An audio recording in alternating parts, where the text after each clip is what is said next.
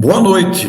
Hoje o programa Espiritismo para Todos, que chega até você, traz uma palestra muito expressiva: o amor e a justiça de Deus à luz do Espiritismo, com Nelson Xavier de Pirassununga. Peço a você acompanhar até o final, porque ela tem surpresas, tem lances e a abordagem é empolgante.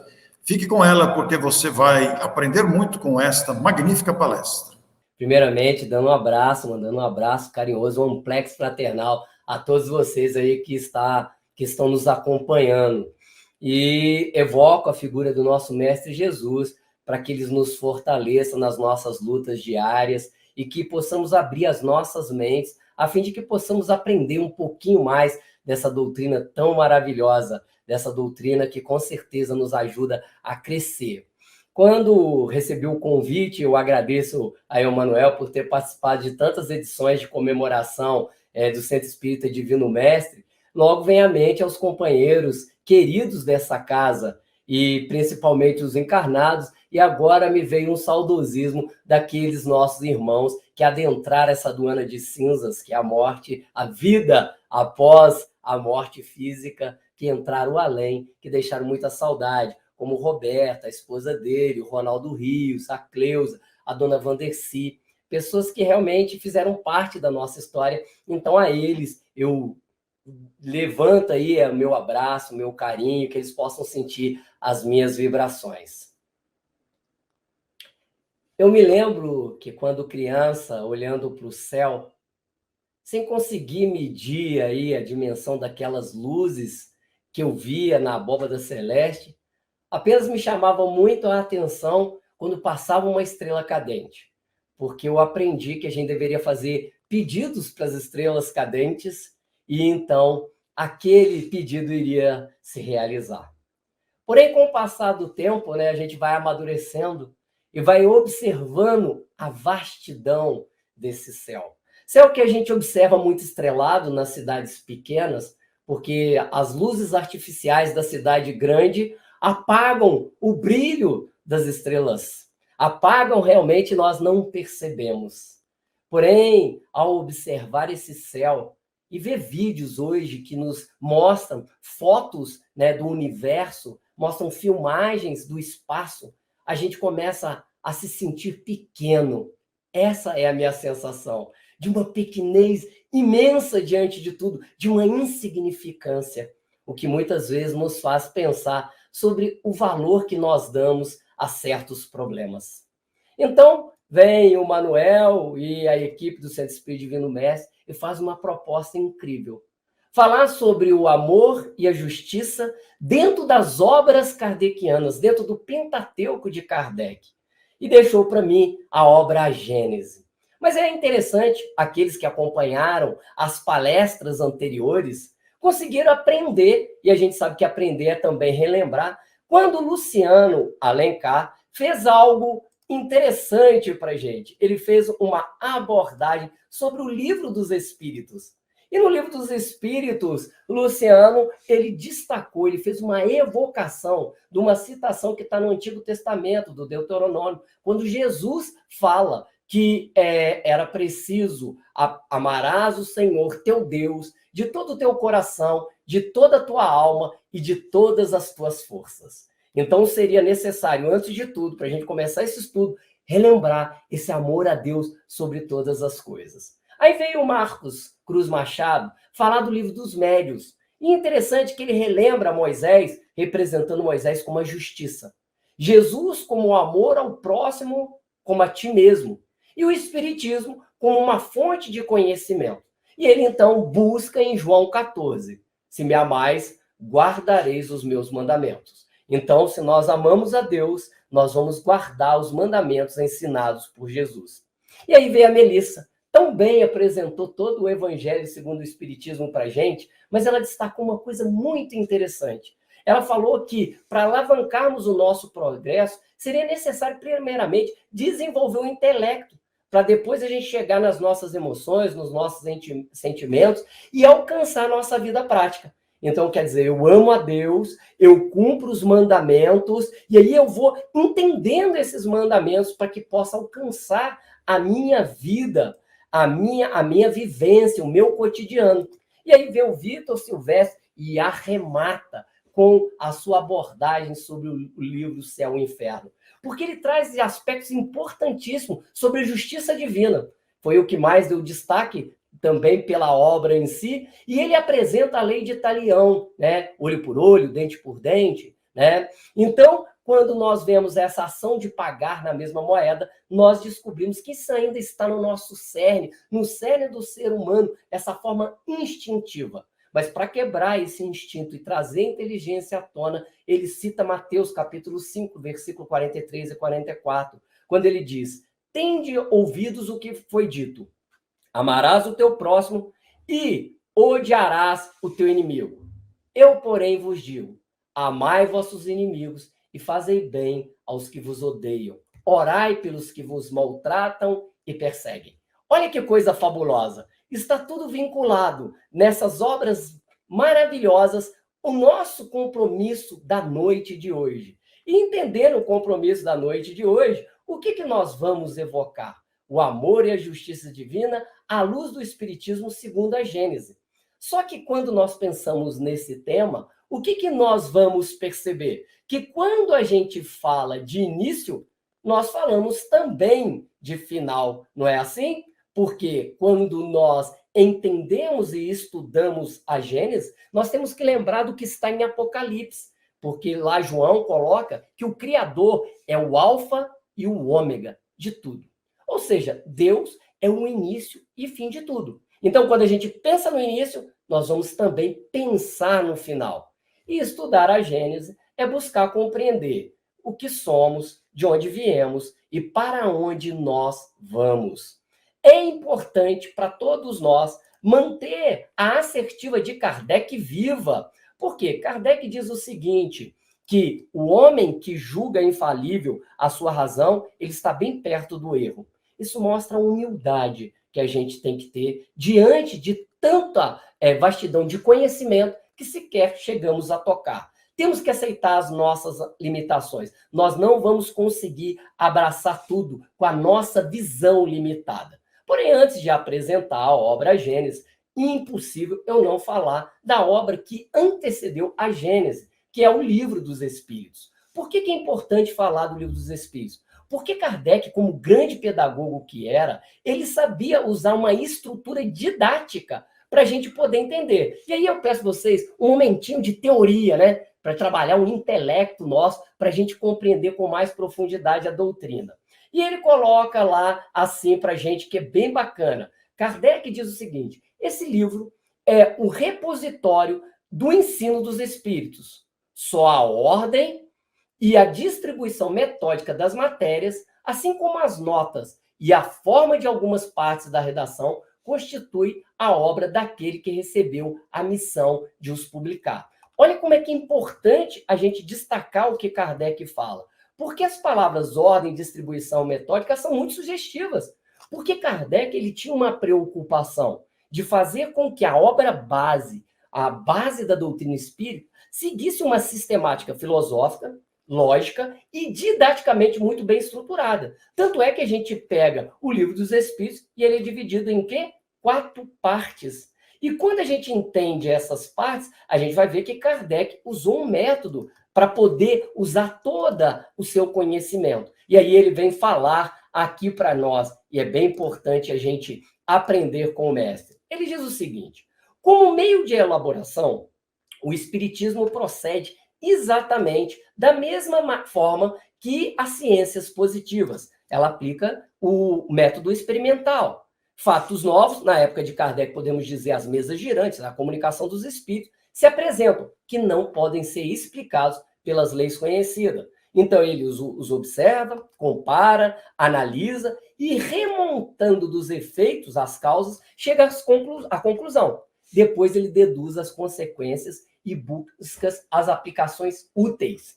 Olha o que Kardec fala sobre o método experimental, o que ele usou para a doutrina espírita. E o mais interessante, quando a gente pega esse método de Kardec, nós podemos dizer que nesse texto dele, a gente consegue dividir a obra dele em 4 fases, aproveitando as 4 partes de O Livro dos Espíritos. Essa forma didática é para apresentar o caráter científico da doutrina espírita. Então, eu gostaria de apresentar para vocês as 4 fases, tirando dessa frase de Kardec. A primeira fase são fatos novos se apresentam. O que significa isso? A primeira fase para nós vai representar aqui o Livro dos Espíritos, a primeira parte do Livro dos Espíritos, que são as causas primárias.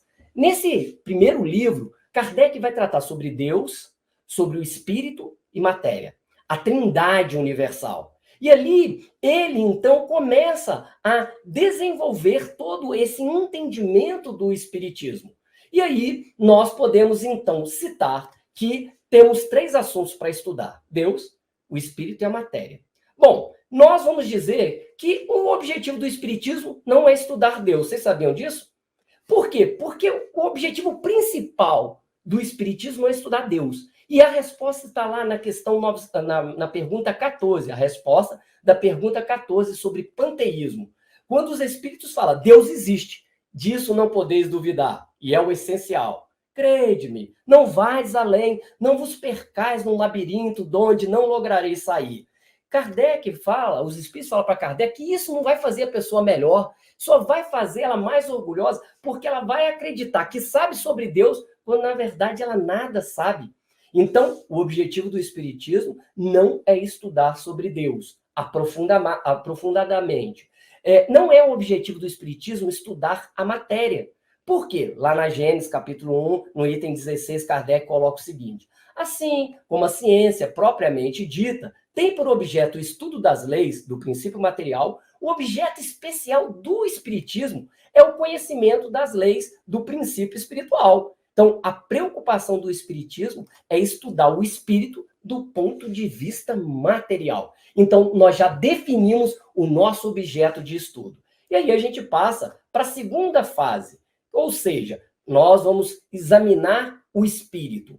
E aí, na segunda fase, que corresponde à segunda parte do Livro dos Espíritos, que fala sobre o mundo espírita, ou o mundo dos espíritos, lá Kardec traz para a gente os conceitos necessários à compreensão das leis que regulam a vida moral do espírito. Ou seja, o que a gente estuda nessa parte? O que é o espírito, né? Qual é a sua origem, a sua natureza, qual que é a progressão dos espíritos, o que é encarnação, o que é reencarnação. E só entendendo o conceito é que a gente, então, consegue alavancar no progresso.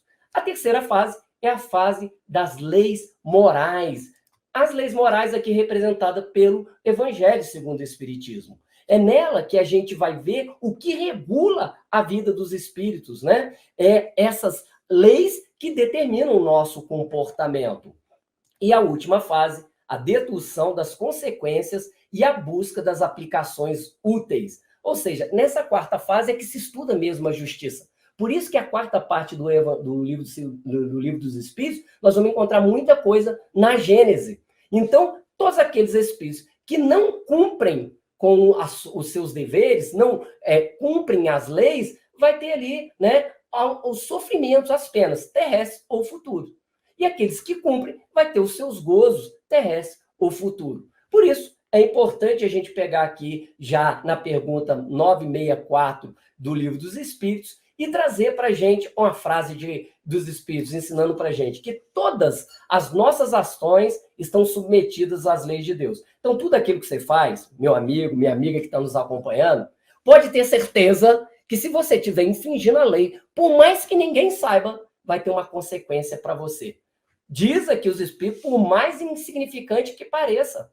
Então, se você não se alimenta bem, seja o excesso, seja a falta, se você não cuida bem do seu corpo, se você não cumpre as suas obrigações, se você é desonesto, seja o que for, que você esteja infringindo as leis, terão consequências. E aí ele diz, completando aqui para a gente, que nós somos os causadores da nossa infelicidade ou da nossa infelicidade futura. Olha como isso é de nossa responsabilidade muito grande. Então, nós vamos pegar aqui e ver como que essa obra se divide de uma forma fantástica, porque o Livro dos Espíritos se desenvolve nas as outras obras, explicando quem eu sou, de onde vim, o que eu sinto, por que eu sofro, para onde eu vou. Essa estrutura didática do Espiritismo vai nos responder o que a gente está fazendo aqui, para onde a gente vai, qual é a nossa missão aqui na Terra. Então, o objetivo é estudar essas fases para entender a didática aplicada. Então, vamos lembrar, na segunda fase, o que nós temos na segunda fase lá? Não são os conceitos? A segunda fase fala que a gente vai ter os conceitos. Para quê? Para a gente aplicar a terceira fase, que são as leis morais na nossa vida. Isso é importantíssimo.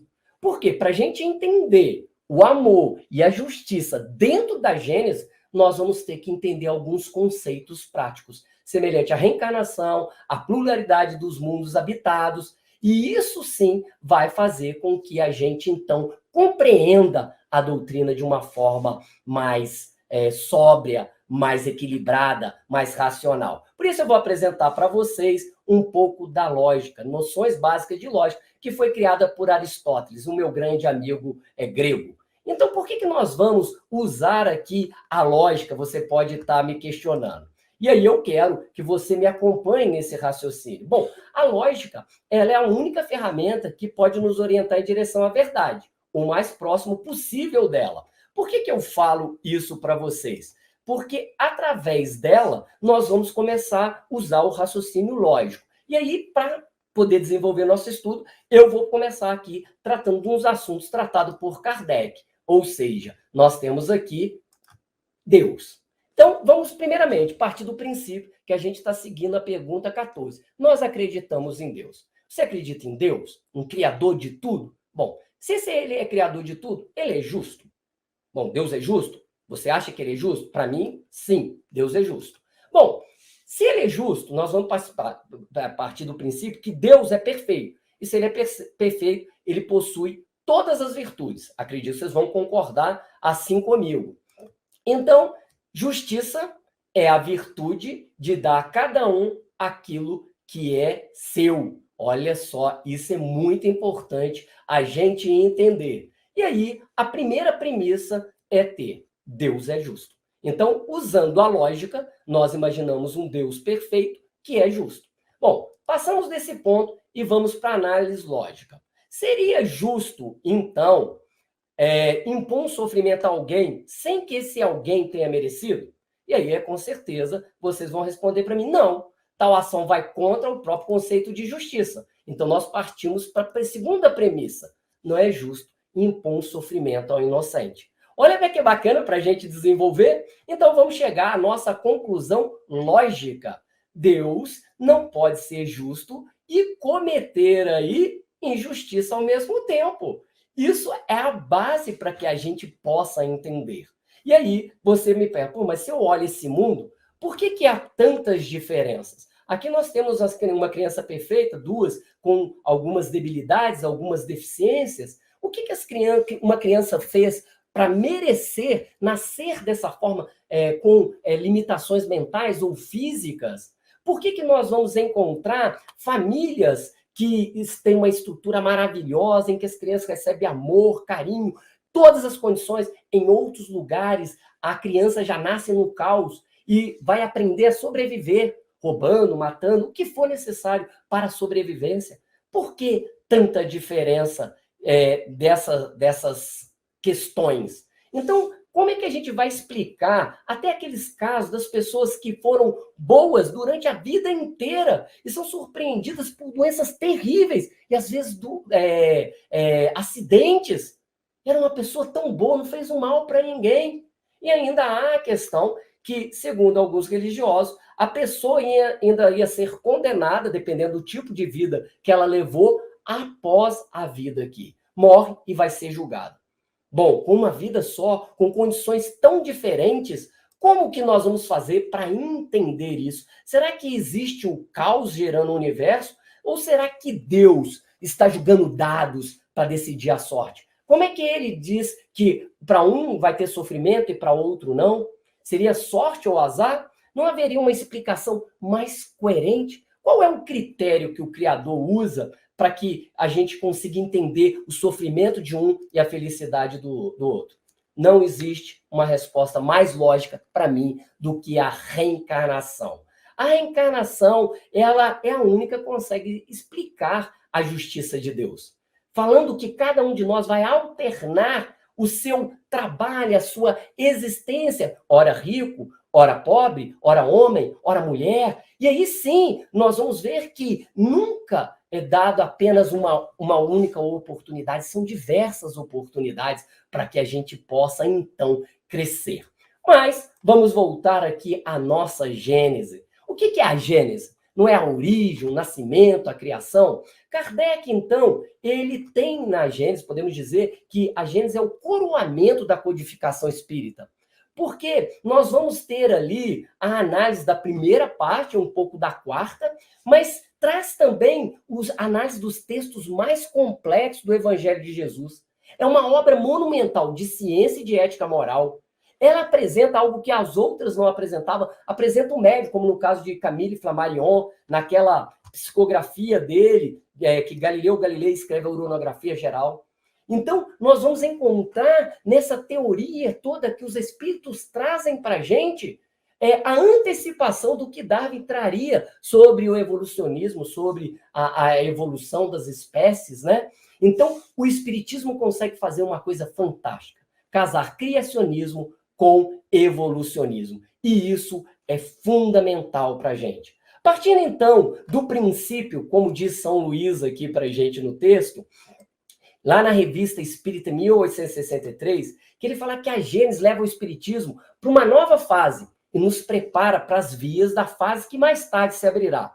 E cada coisa vem ao seu tempo. Nós não conseguiremos realmente aprender tudo de uma vez, porque o nosso cérebro não é capaz para compreender. E aí, Kardec começa o livro falando do caráter da revelação espírita. E ele trata revelar como sair de sob o véu, descobrir, dar a conhecer uma coisa secreta ou desconhecida. E a revelação, ela tem por característica a verdade. Se ela for desmentida por fato, deixa de ter origem divina, pois Deus não engana nem mente.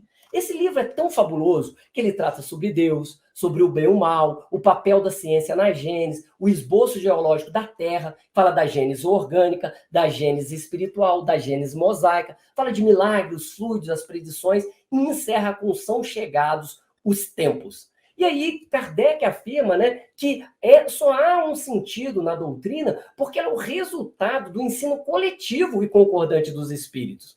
E a ciência é chamada para comprovar a Gênese de acordo com as leis da natureza. E Deus não deixa de ser menor por isso. Pelo contrário, ele prova a sua grandeza pela imutabilidade das suas leis. Isso é importante. E a doutrina, ela se baseia aqui, é só lógico uma lembrança básica para a gente, sobre alguns princípios. Nós acreditamos em Deus, na pluralidade dos mundos habitados, nós acreditamos na existência dos espíritos, na pluralidade das existências, né, na reencarnação, na comunicabilidade dos espíritos. Para isso, a gente usa os tríplices aspectos da doutrina: ciência, filosofia e religião. Enquanto a ciência vai observar as nossas relações estabelecidas com os espíritos, nós temos a filosofia tratando os princípios morais, que vão assentar os fundamentos. Isso é conhecimento.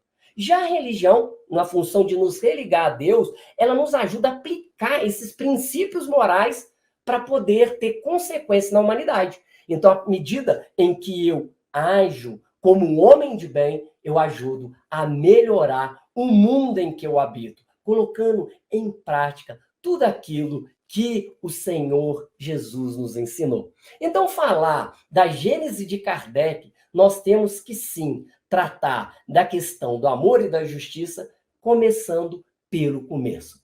E o começo é amor.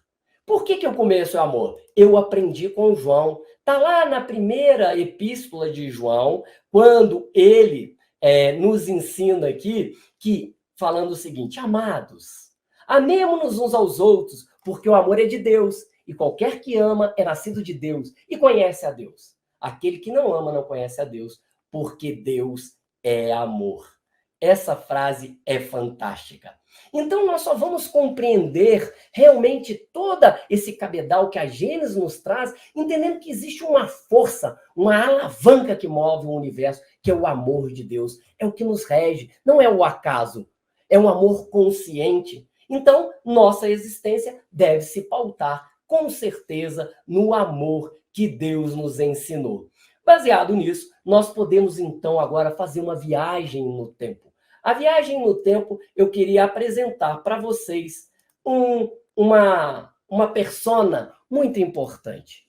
Ela veio meio ressabiada, olhando de um lado para o outro, temerosa de algum perigo que lhe pudesse fazer tombar. Diante do lago e sentindo já mais segura, ela vê o seu reflexo na água. E quando olha, vê também o céu refletido. Ao tocar, a imagem se desmancha. E quando bebia água confusa, ela então sentiu passar uma luz. Era uma estrela cadente. Se ela tivesse já o raciocínio totalmente desenvolvido, ela questionaria: quem sou eu? O que eu estou fazendo aqui? Para onde eu vou? Mas ela não conseguia compreender o universo em que ela estava inserida. Não conseguia compreender nada. Mas mesmo assim, as perguntas que brotaram em toda a humanidade ao longo dos séculos faziam a ação nela de uma forma diferente, numa sensação de bem-estar que ela não sabia explicar. Uma emoção muito forte toma conta do seu ser, um sentimento de gratidão, talvez a presença de Deus. Uma lágrima escorre da sua face e ainda com as características simiescas, ela se vê imersa num estado de alma diferenciado. Um barulho qualquer lhe chama atenção e ela volta para o meio do mato de onde saíra. Depois de muito tempo, ela seria conhecida como Lucy. A descoberta do primeiro esqueleto afarensis aconteceu em 1974 e gerou muita comoção, porque os pesquisadores eles decidiram chamar de Lucy porque na hora da escavação tocava a música dos Beatles, Lucy in the Sky with Diamonds. E aí eles homenagearam o primeiro primata capaz de andar em pé. Lucy atraiu a atenção do público. Quando eu lembro dessa história, eu lembro que a primeira vez que eu ouvi foi através do Ronaldo Rios, companheiro muito querido, que com certeza nos acompanha do além. E ele contava com tanta emoção, e essa história sempre mexeu muito comigo. E ela faz com que a gente pense, realmente, quem sou eu? O que eu estou fazendo aqui? Nós estamos numa jornada para devassar o infinito e encontrar Deus. E isso é preciso a gente aceitar as nossas limitações, mas sem perder o desejo de aprender e crescer sempre. Isso é fundamental. E para a gente pensar nas nossas limitações, nós temos que lembrar de Santo Agostinho, que andava pela areia ali na praia, e aí ele estava submerso em pensamentos muito profundos sobre o Altíssimo, sobre os mistérios de Deus, e o seu coração acelerado, a sua alma inquieta, buscando adentrar coisas que não lhe eram ainda possíveis. De repente ele viu um menino que pegava num baldinho de madeira, ele ia até a água do mar, enchia e voltava despejando a água num pequeno buraco. Santo Agostinho, vendo aquilo, ficou ensimesmado e então pergunta para o garoto: o que você está fazendo? E o menino, com grande simplicidade, diz: eu estou colocando neste buraquinho aqui toda a água do mar. E diante da inocência do menino, Santo Agostinho falou: meu filho, isso é impossível. Como pode querer colocar toda a imensidão do oceano nesse pequeno buraco? E o garoto, um anjo de Deus, disse: em verdade te digo, é mais fácil colocar toda a água do oceano nesse pequeno buraco na areia do que a inteligência humana compreender os mistérios de Deus. E é bem assim. Nós estamos longe de compreender os mistérios de Deus. Por isso a gente desenvolve teorias. E existem várias teorias sobre a criação. Nós temos a das panspermia, né, que seria da ascendência cósmica, de geração espontânea, da sopa primordial. A vida criada em laboratório é uma teoria até nova, vamos dizer assim, que eles teriam sido criados por uma tecnologia avançada e trazido para cá. Tem a teoria mais aceita no nosso meio, que é do Big Bang, a biogênese e tantas outras. Porém, a gente prefere aqui ficar com o criacionismo, né, criados por Deus, e o evolucionismo. E para isso, gente, é muito importante a gente entender que, ao seguir o conselho de Kardec, lá na Gênesis, no capítulo 4, que ele diz o seguinte, que é a chave para acessar a relatividade do que nos é possível. Então, quando nós estudamos a Gênese de Moisés, nós vamos ver que ela tem ali vários sinais reais, né? Ele é o primeiro ensaio do tronco judaico-cristão explicando a origem da vida. E olha que interessante que no primeiro versículo do Gênesis, Moisés, ele refere-se à água como algo já criado. E é interessante isso, por quê? Porque ele já tinha uma crença antiga que a água é o princípio de tudo. Então, para a gente poder, pelo menos, casar aqui a Gênese mosaica com a Gênese religiosa, vamos dizer assim, com a Gênese do evolucionismo, eu convido a vocês para um pequeno vídeo.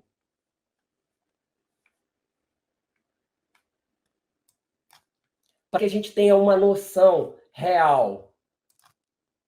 Nada além do silêncio de trevas sem fim. Mas o Criador soprou perante o grande vazio e sussurrou: faça-se a luz. E a luz foi feita. E era bom. O primeiro dia. E então a luz disforme começou a ganhar a substância e forma. No segundo dia. E nosso mundo surgiu. Nosso lindo e frágil lar. E uma grande e calorosa luz nutriu seus dias. E uma luz menor regeu as noites. E houve a tarde. E a manhã. E outro dia. E as águas do mundo juntaram-se. E em meio a elas apareceu o chão seco. Mas um dia se passou. E do sol cresceram coisas. Um tapete verde grosso se estendeu por toda a criação. E as águas também ficaram cheias de vida. Grandes criaturas das profundezas que não existem mais. Uma vasta multiplicidade de peixes, alguns dos quais ainda nadam por estes mares. E logo, o céu foi povoado de pássaros. E houve uma tarde e uma manhã, o quinto dia. Agora o mundo inteiro estava repleto de seres vivos. Tudo que rasteja, tudo que se arrasta e todos os animais que andam pela terra. E isso era bom. Estava tudo bom. Havia luz e ar, água e terra. Tudo limpo e preservado. Havia plantas e peixes e aves e animais, cada um conforme sua espécie. Tudo parte de um todo maior, tudo em seu lugar. E estava tudo equilibrado. Era paraíso. Uma joia nas mãos do Criador. E então o Criador fez o homem, e ao seu lado a mulher, pai e mãe de todos nós.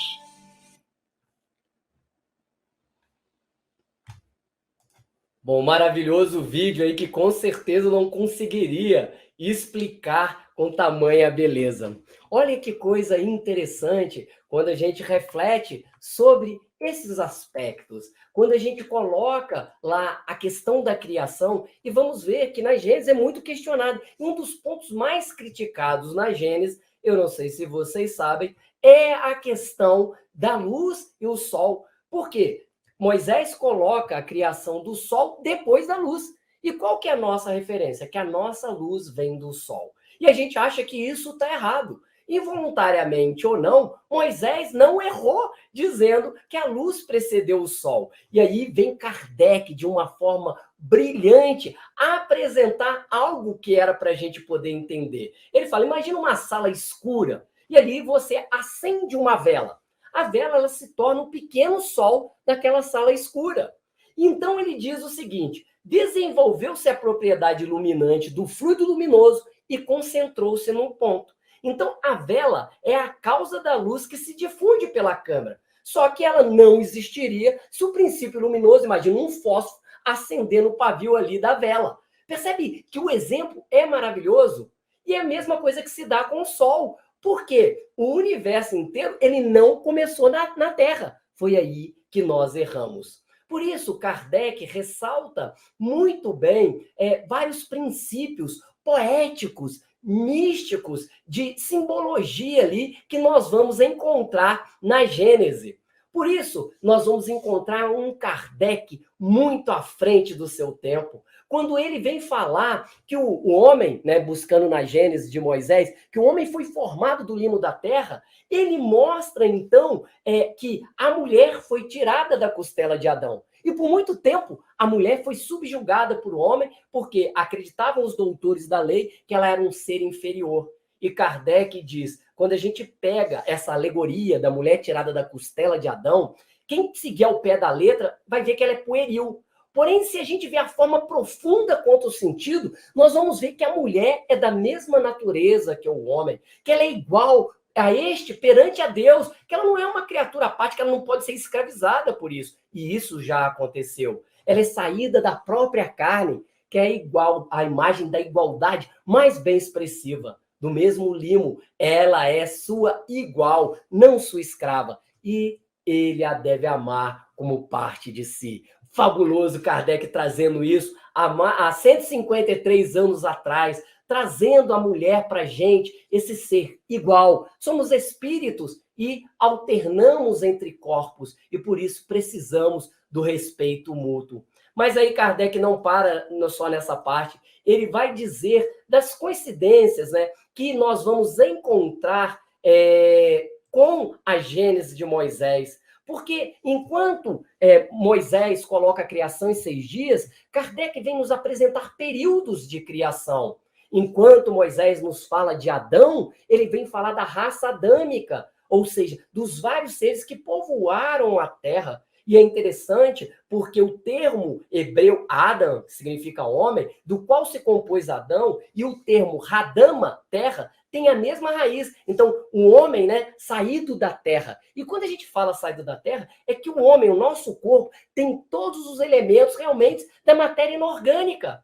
Então, nós não podemos, segundo o próprio Kardec, rejeitar a Gênese bíblica. Ao contrário, nós devemos estudar como se estuda a história da infância dos povos. E isso vai nos auxiliar a buscar uma época rica de alegorias. É preciso ressaltar suas belezas poéticas, é preciso ver ali os ensinamentos velados pela forma imaginosa, e é preciso que também se aponte os erros, que vai ser do próprio interesse da religião para se corrigir. Por isso Kardec faz esse adendo. A fim de compreendermos certas partes da Gênese, faz-se indispensável que nos coloquemos do ponto de vista das ideias cosmogônicas da época em que ela reflete. É verdade, se a gente não fizer isso, nós vamos cometer grandes erros. E eu posso dizer para vocês que eu sofro aqui de uma certa angústia por causa dessa palestra. Por quê? Eu começando a ver aqueles vídeos sobre a imensidão do universo, eu me senti tão pequeno, e tão pequeno as minhas angústias, as minhas tristezas, os meus sofrimentos. Imagina quando você olha para o céu e pensar que existem 2 trilhões de galáxias, de 200 a 300 bilhões de sóis. Se nós pensarmos sobre isso, nós vamos ver que estamos olhando para o céu, vendo estrelas que morreram há milhares de anos. A estrela mais perto de nós está a 4 anos-luz daqui. E vamos lembrar que a luz percorre 300 mil quilômetros por segundo. E você imagina, a cada quilômetro a gente gastaria 9,5 trilhões, eu não sei nem calcular isso, de quilômetros. Multiplica isso por 4. É isso que a gente faria para chegar na estrela mais perto de nós. Então, essa visão do infinito, ela tem o poder de transformar o nosso olhar para as lutas aqui na Terra e entender que nós não somos nada no sentido assim, somos poeira cósmica mesmo. E entender que tudo está ligado, que o macrocosmo e o microcosmo são regidos pelas mesmas leis. As leis de atração, as leis magnéticas, as leis gravitacionais. E isso faz com que a gente perceba o encadeamento perfeito da obra de Deus. Quando, então, nós pensamos nas explosões de estrelas que há bilhões de anos explodiram para que, então, hoje, nós tivéssemos o ferro aqui, tivéssemos oxigênio, e é isso que nos ensina o Lawrence. Eu vou colocar para vocês aqui esse ser fantástico que apresenta para a gente aqui um aspecto muito importante. Ele diz o seguinte: cada átomo do seu corpo veio de uma estrela que explodiu. Os átomos da sua mão esquerda e da sua mão direita provavelmente vieram de estrelas diferentes. Essa é provavelmente a coisa mais poética que eu sei sobre física. Nós somos poeira estelar. O que sei sobre física? Você não poderia estar aqui se as estrelas não explodissem. Porque os elementos, carbono, nitrogênio, oxigênio, ferro e todos os outros importantes para a evolução e para a vida, não foram criados no início dos tempos. Eles foram criados nas fornalhas nucleares das estrelas. E o único motivo deles estarem em seus corpos é que as estrelas explodem. Então imagina, há já bilhões de anos, a nossa vida já estava sendo feita, e a gente vê realmente aqui como o Calvin falando, eu sou importante, olhando para o infinito, e diz, gritou uma partícula de poeira. Quando nós pensamos sobre a uranografia geral do universo, esse capítulo que eu tenho uma paixão especial foi então psicografado por Camille Flammarion, né? E o espírito era Galileu Galilei. Ele vem dizendo para a gente que ele estava tratando das questões das leis e das forças que regem o universo. Eu, Galileu falando, hein? Estou falando de Galileu, que sou apenas, como vós, um ser relativamente ignorante em face da ciência real. Observe a humildade desse gênio que foi Galileu Galilei. Ele tratava as coisas do ponto de vista espiritual que não nos era dado ainda conhecer. E isso é interessante porque ele vem fazendo vários tratados, ele vem falando que o espaço é infinito, mas a nossa razão não consegue imaginar o infinito. Ele vem dizer que o tempo é a sucessão das coisas e que há um fluido etéreo que enche o espaço. Esse fluido é o éter, ou a matéria cósmica primitiva, que gera mundos e seres. Existe um fluido que gerou tudo o que existe. E isso é extremamente maravilhoso. E para fazer com que vocês se sintam semelhantes a mim, eu queria convidar vocês agora para ver um pouquinho do nosso universo. É um universo fantástico, realmente, muito grande para todos nós. E então, nós temos aqui a Terra. Essa é a Terra. É aqui onde você mora. Aqui você está no nosso sistema solar. Ver é muito melhor, né, do que apenas eu falar. Aqui a distância para comparação entre a Terra e a Lua não é tão longe, né? Porém, cabe todos os planetas do nosso sistema solar. Ainda sobra, hein? Júpiter é tão grande que essa mancha verde seria a América do Sul. E aí a gente pega aí, ó, a Terra, ou melhor, 6 terras comparadas a Saturno. Olha a nossa Terra perto do Sol. Olha o que tamanho é o Sol. E a Terra, um grãozinho. Aqui uma foto da Terra tirada da Lua, né? A distância. Aqui é a Terra vista de Marte. Vamos nos afastando para ver, nem dá para ver mais a Terra, uma manchinha. Esse é o ponto insignificante, é a Terra. Vista de uma distância aproximada de 6 bilhões de quilômetros. Aqui está a Terra comparada com o Sol, né? Mas imagine, existem outros sóis maior do que o nosso. Arcturus, 16 mil vezes maior. Alfa Scorpio A, 690 milhões de vezes. O VY, 2,9 bilhões de vezes. Nosso Sol mal pode ser visto. Impressionante, mas é nada se comparando ao tamanho da galáxia. O Sol possui cerca de 1,4 milhões de quilômetros de diâmetro, gente. E a nossa galáxia, a Via Láctea, é aproximadamente 100 mil anos-luz em diâmetro. Eu não sei nem falar esse número de tão grande, esse 950. A Via Láctea é enorme. E aqui que a gente está, nesse pontinho de nada. E aí, dentro desse círculo amarelo, ficam as estrelas que nós conseguimos enxergar à noite. Mas nossa galáxia é um grão de areia se comparada a outras. Quer dizer, existem outras galáxias maiores. A galáxia IC 1011, 600 milhões de anos-luz de largura, e a Via Láctea ali, pequenininha do lado dela. Quanta coisa poderia caber? Mas vamos pensar grande. Isso aí é uma foto que o Hubble tirou para a gente. E aí nós temos milhares de galáxias. Cada galáxia contendo bilhões de estrelas. Cada estrela orbitada por seus próprios planetas. E a gente ainda acha que a vida é aqui, só na Terra. Só aqui que tem vida. E a gente viu isso só num pedacinho do céu. Então, quando você estiver chateado, lembre-se, é importante se lembrar, esse é seu lar. Entendeu? E aqui vai acontecendo quando você diminui o zoom e você vai ver quão distante está esse universo gigantesco que nós fazemos parte.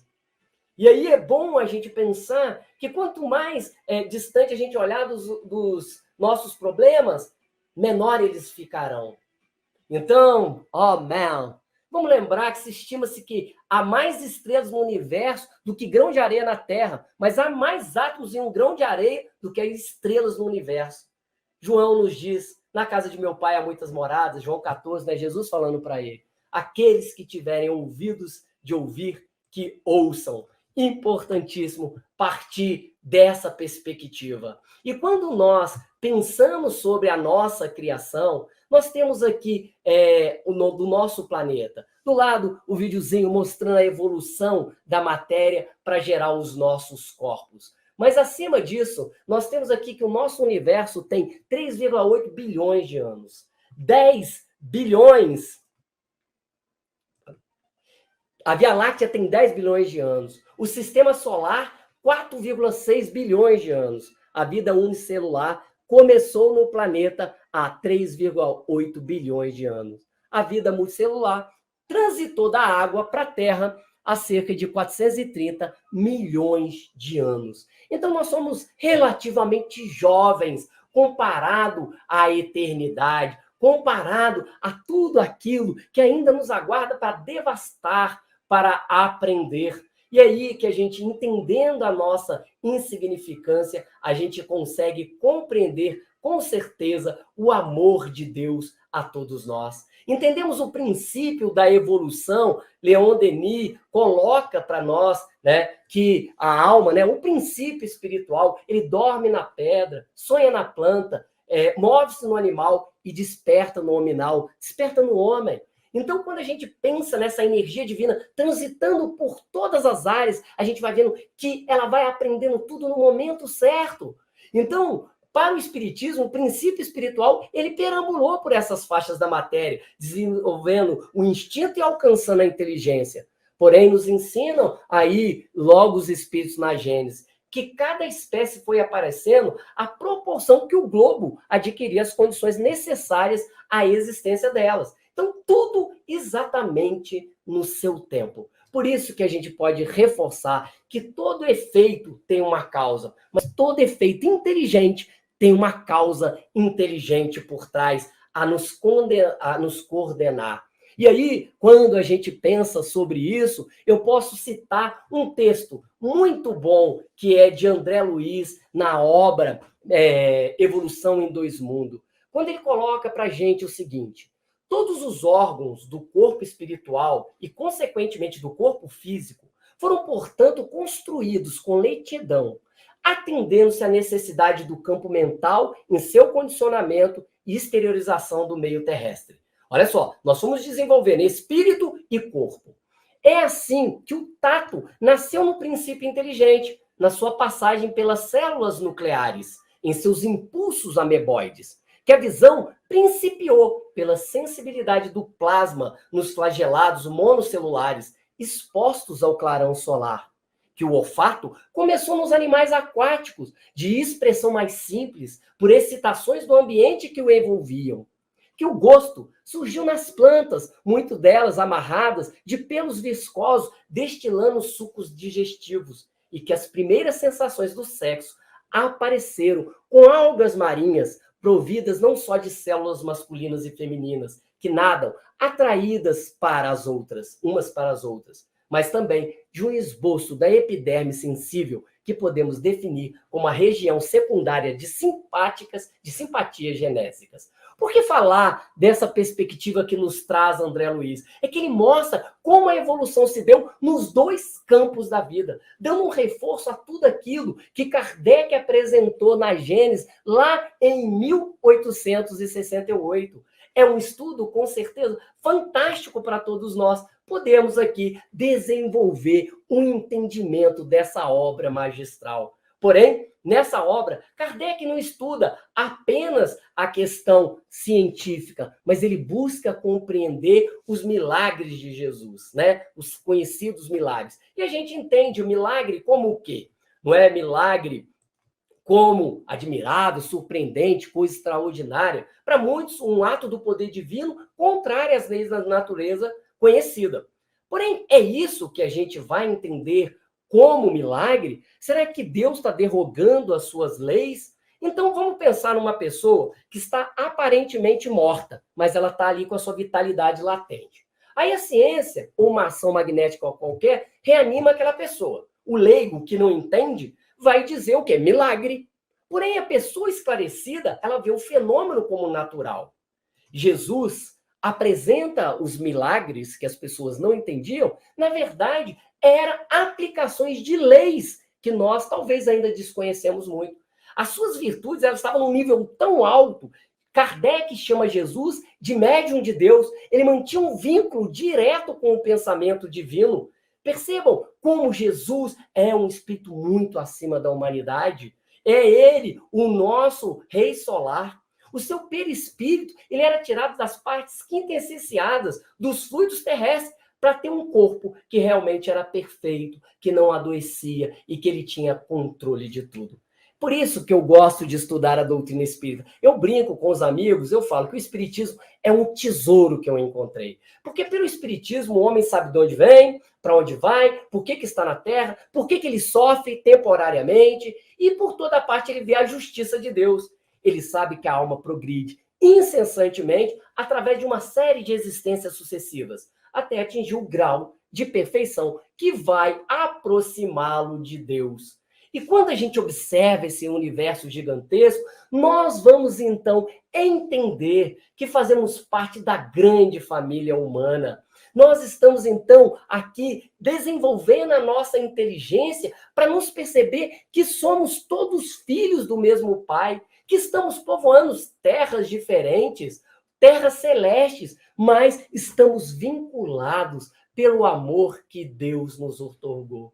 Então, Jesus, que foi para nós o exemplo do amor encarnado, nós podemos, então, afirmar que quando Luciana Alencar trouxe a questão do Livro dos Espíritos e evocou o amor a Deus sobre todas as coisas, quando o Marcos Cruz Machado relembrou que se nós amássemos Jesus, nós iríamos guardar os mandamentos que ele nos ensinou, quando a Melissa falou da necessidade de desenvolver o nosso intelecto para entender as leis de Deus, quando o Vitor Silvestre afirmou que o Cristo revogou a lei de Italião e relembrou que a gente deveria até amar os inimigos, nós vamos perceber que as obras espíritas estão preenchidas pelo amor ensinado por Jesus. Então, chegando nesse momento, diz Kardec, nesse texto maravilhoso, quando ele diz, percebemos os sinais. Quando ele diz o seguinte, não é só o desenvolvimento da inteligência que é necessário aos homens, é a elevação do sentimento. E para isso é preciso destruir tudo o que pode estimular neles o egoísmo e o orgulho. Ainda lhes falta um imenso progresso a realizar, o de fazer reinar entre eles a caridade, a fraternidade e a solidariedade, para assegurar o bem-estar moral.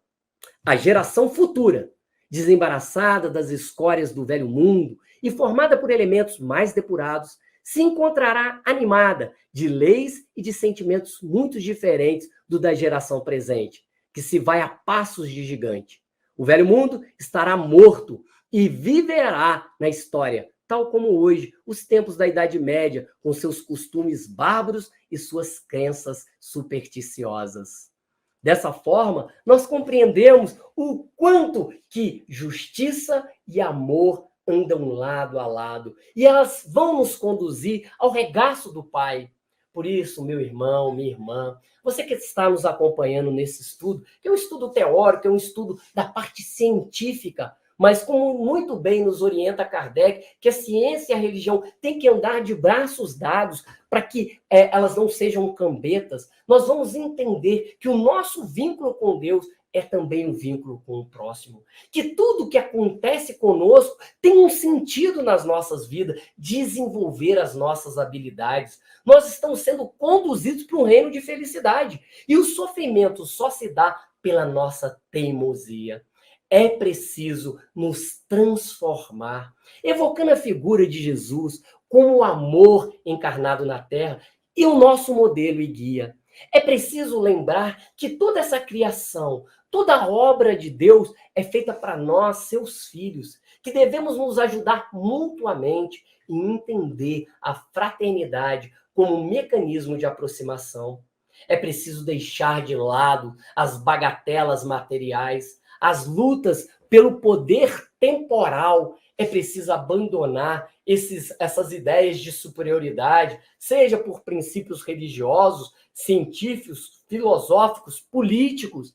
É preciso nos aproximar enquanto humanos, reconhecendo a nossa pequenez, mas ao mesmo tempo reconhecendo a nossa grandeza perante Deus.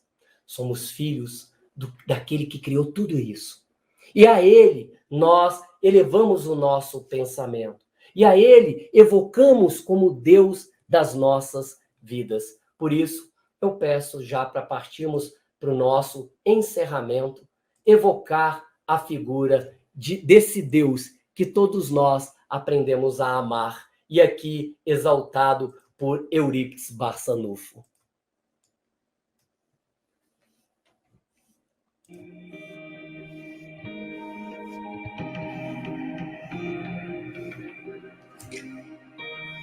O universo é obra inteligentíssima, obra que transcende a mais genial inteligência humana.